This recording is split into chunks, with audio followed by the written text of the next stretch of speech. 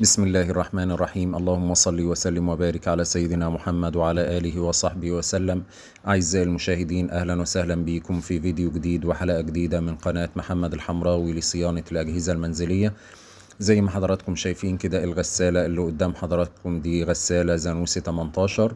في قطعة قماش داخلة بين الحلتين، الغسالة بلعاها نتيجة ان الحاجات دي طبعا قلنا مرارا وتكرارا، الحاجات دي المفروض ان هي بتتحط في سلة او شبكة كده علشان مفيش حاجة تنزل بين الحلتين. تحديدا في الجزء اللي انا بحط فيه الكليزوار ده كده، القماشة تحتيه بالظبط. لو حضراتكم ركزتوا شوية هتلاقوها ظاهرة من الخروم بتاعة الحلة. انا طبعا علشان اقدر اخرج القماشة دي ما بين الحلتين باقل مجهود، وانا مش عايز احل بقى الغسالة واحل الكاوتشات او احل الظهر حتى من اساسه او احرك الغسالة من مكانها، انا بجيب كليزوار رفيع زي ده كده وبحاول ان انا اسحب القماشة دي واحدة واحدة كده ناحية جوان الباب او ناحية الامام علشان اعرف اخرجها.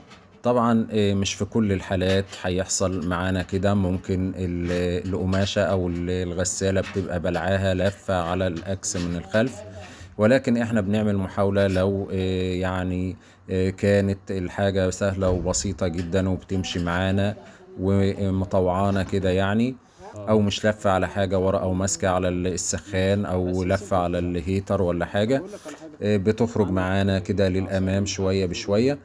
طبعا هي ظهرت لنا هي كده من قدام، هنحاول باي سلك رفيع ولا حاجة ان احنا نخطفها ونخرجها.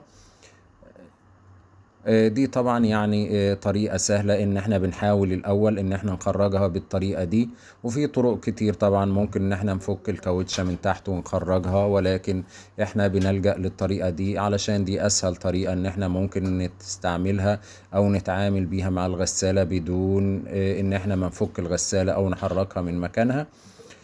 طبعا دي طريقة سهلة وبسيطة جدا، أرجو إن انتوا تكونوا استفدتوا بيها أو اتعلمتوا حاجة جديدة.